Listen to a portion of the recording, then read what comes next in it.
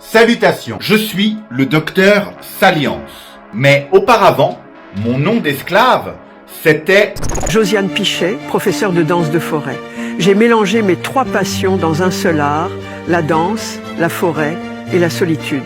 Je suis actuellement en mi-temps thérapeutique à la suite d'un burn-out. Mais grâce à ma déconstruction spirituelle, je vais beaucoup mieux.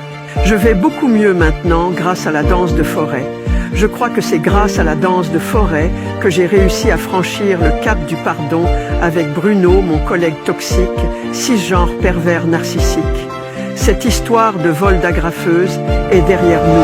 C'est vrai que ma plainte pour harcèlement au travail était un tantinet exagéré, mais c'était quand même une très belle agrafeuse. Aujourd'hui, grâce à la danse de la forêt, je me suis pardonnée et j'ai pardonné à Bruno. Malheureusement, Bruno s'est malencontreusement suicidé.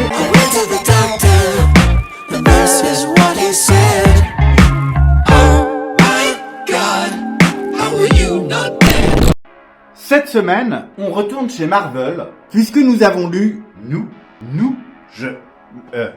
ça sort d'absolument nulle part, il n'y a que moi qui l'ai lu. Yo, j'aime le jambonneau, la tête à Toto, pour parler de Kang, le conquérant, la conquête ultime. C'est un comics de Colin Kelly et Jackson Lanzig, dessiné par Carlos Magno. 5 épisodes de cet antagoniste légendaire qu'est Kang. Kang, le conquérant intertemporel. Première apparition, septembre 1964. Nom, Nathaniel Richards. Poids, 104 kg. Activité, conquérant. Taille, 1m87. Né dans un 31e siècle alternatif, un descendant du père de Mr. Fantastic portant le même nom, a découvert le voyage dans le temps, ce qui lui permet de circuler n'importe où le long des flots temporels.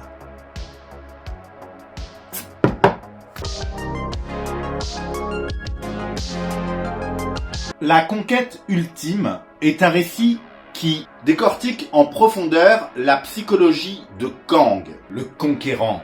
Ce personnage, que je ne connaissais que de nom et à travers son ersatz quelque peu foireux du MCU, est animé par une ambition démesurée et une soif insatiable de pouvoir.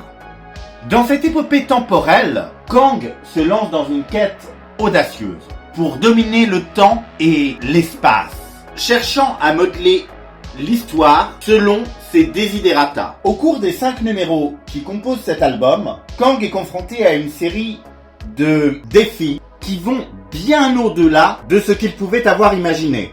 Il doit, en effet, naviguer à travers les paradoxes temporels, mais surtout entre ses dilemmes moraux et les conséquences imprévues de ses propres actions.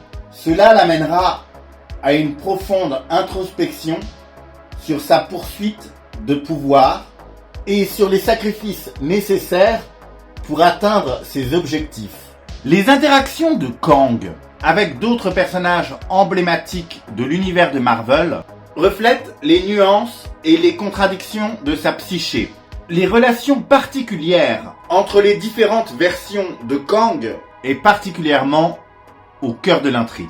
Ces multiples incarnations reflètent à merveille les différentes facettes de sa personnalité et de ses ambitions, parfois alliées, parfois en conflit. Elles offrent un miroir aux dilemmes et contradictions qui animent notre vilain. Ces échanges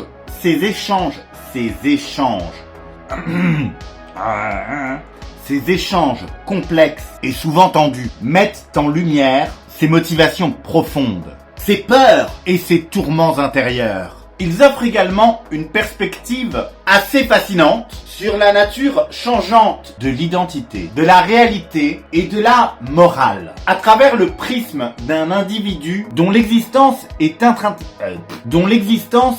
intrinsèquement liée à la manipulation du temps et de l'espace.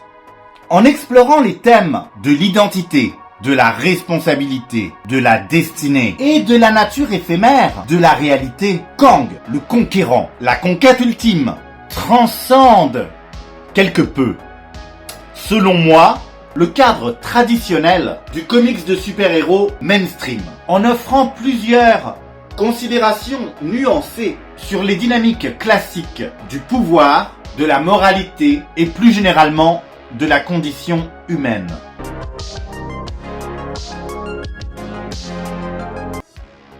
Les dessins de Carlos Magno présentent un style plutôt agréable et efficace.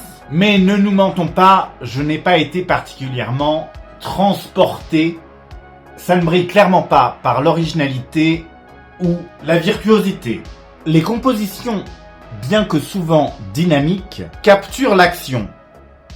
Mais de mon point de vue, comment dire, le trait est solide et cohérent, mais manque clairement d'une personnalité distinctive, qui pourrait distinguer les œuvres les plus mémorables dans le monde des comics.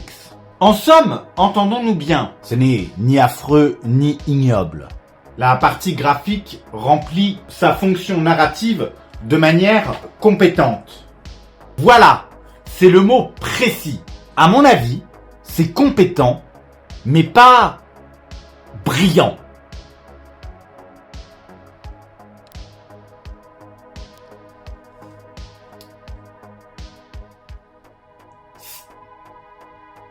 Soyons précis.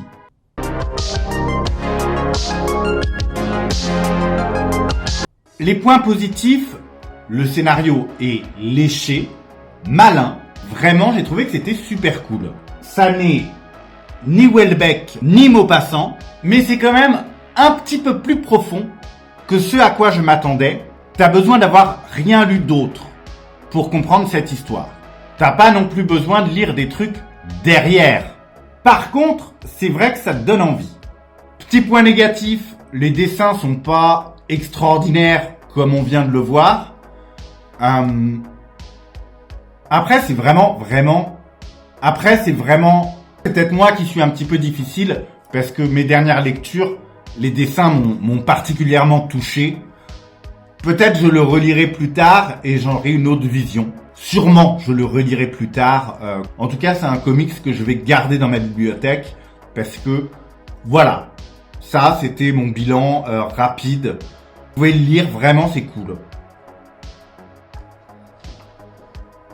Merci encore d'avoir regardé cette vidéo jusqu'à la fin. Il n'y a pas vraiment de challenge du nom d'esclave cette semaine. Soit tu as vu ce réel passer sur Instagram ou autre, soit tu l'as pas vu. Pas de chance. Par contre, mon nom d'esclave de la semaine dernière, Dimitri Maximov, n'avait rien à voir avec Wanda et Pietro, puisqu'en fait, il s'agit du personnage vampire dans la série de jeux vidéo Darkstalker, un jeu de combat Capcom très 90s. Like, abonne-toi, partage, nanani, nanana, blablablou. Gros bisous, et à la semaine prochaine, on va changer, on va parler d'un comics indépendant. Du coup, est-ce que tu as envie de me connaître ou pas? Est-ce que tu as envie de me connaître ou pas, du coup?